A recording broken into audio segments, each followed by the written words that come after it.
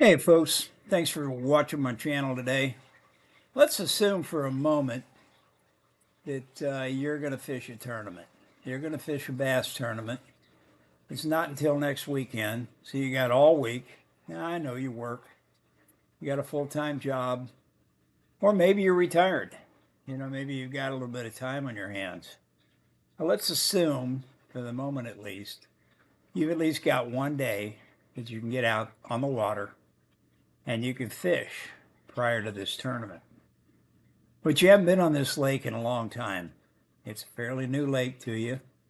You know it doesn't get a lot of pressure, but you don't know really where to go to fish. You've looked at maps. You have a pretty good idea what the landscape is, where the deeper holes are, where the shallow areas are, where the different vegetations are, and you have a pretty good idea of the lures you're going to select.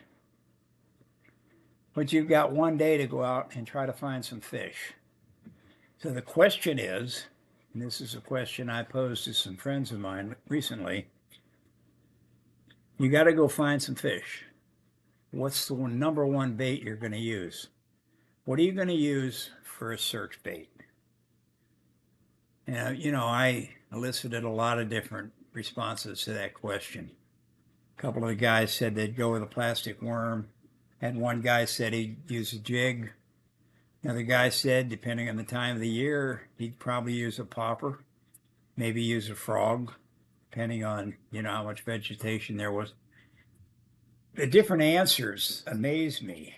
I mean, there were 4 or 5 guys that I threw it out to, and most of them, they gave an answer and then they came back 5 minutes or, 5 seconds later and gave another answer because they had more time to think about it. But here's the answer I would give, and I think a lot of people would agree with me if they think through this question.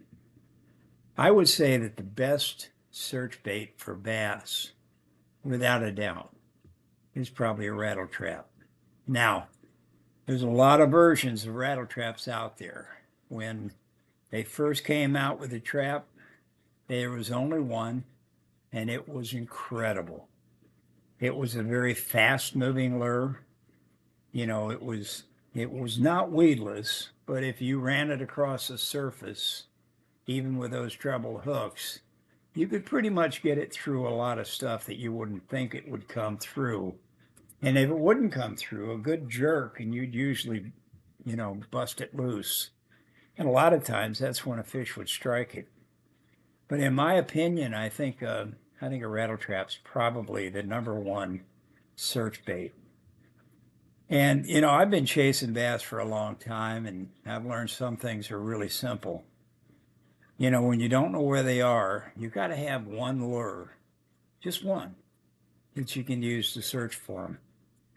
And for me, after decades of tournament fishing and guiding and wearing out more casts, wearing out my arm, making more casts than I can begin to count, the best search, I've ever made is for the original Bill Lewis rattle trap.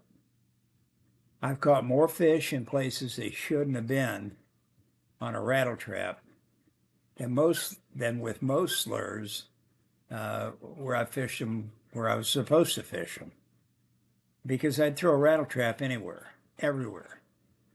And you can throw it, I mean, I can't even imagine how many times in one stretch, or let's say in one period of time, that you can actually cast, retrieve, cast, retrieve, cast, retrieve. It just gives you so much freedom to cover such a large area that no other lure is really designed to do that. The next closest to it would probably be a buzzbait, but I think probably the rattle trap's even better. Other people have used baits, like I say, a spinner bait. Some have used a chatterbait. Some have used small square bills. And they're all good choices. But none of them, I think, will compare to a rattle trap. Because you can't throw them as fast. You can't make as many casts with them, which means you can't cover as much ground. The trap does something that most baits don't do. It truly forces a reaction. And when you're trying to locate fish, reaction is everything. A rattle trap lets you cover the water really fast, and I mean really fast. It sinks, so that gives you complete control over the depth. If you want to run it close to the surface, you've got to crank it even faster. If you want to let it, drop down a foot, 2 feet, whatever it might be, because it sinks, let it drop, count down by 1,000, 1,001, 1,002. I don't like to run it deep myself. I run it a few inches below the surface. But just keep in mind that it vibrates very hard. And that vibration is something that the bass can feel before they ever see it. And those internal rattles, they don't just make noise, they're literally ringing a dinner bell. When I pull up on a new stretch of water, especially in the spring or fall, I'm not looking to baby a bait. I'm looking to eliminate water. A grass flat, trap. Wind blowing on a point, trap. Shad flickering on the surface, trap. Cold water where they're staging, drop shot or yo-yo, a trap right off the bottom. And, it's honest fishing. There's no electronics needed, just casting, winding, and paying attention. I personally don't think there's a real preference in color. I don't think it makes a lot of difference. But for my own choice, I happen to like a silver with a blue top. Don't ask me why. It's a lure I've used for years and years, and although it's pretty much got some marks and some battle scars, I still use it because I have a lot of confidence in it. But here's something most people miss. A rattle trap isn't just for covering water. It tells you what's down there. When it's ticking the grass, when it's bumping the shell rock, when it's deflecting off wood, every vibration telegraphs through that rod like braille to a fisherman with some experience. It maps the bottom while it hunts. Not sure? Well, today we've got forward-facing sonar and screens that show you fish swimming around like in an aquarium, and that's fine. Technology is here to stay. But even with all that, once you find them, you still have to have a trigger, something that's going to make them bite. And few baits trigger a bass faster than ripping a trap free from the grass.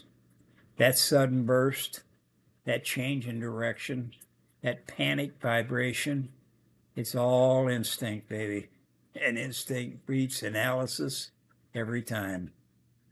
Over the years, I've caught them on chrome and blue in clear water, red in the spring when crawfish are moving, gold on cloudy days. But color isn't the magic. The magic is speed, sound, surprise. When you're searching for bass, you don't need subtle. You need something that hunts. And in my boat, if I had to pick one bait to find fish anywhere in the country, north, south, shallow, deep, it'd be a rattle trap. Because before you can catch a big bass, you've got to find them. And nothing finds them faster than a trap ripping through the water like it's got somewhere to be. Give it a try, folks. If you haven't used a rattle trap, maybe you put one away years ago and haven't picked it up since. You want to catch some fish, tie it back on, and give it a shot. Thanks for watching.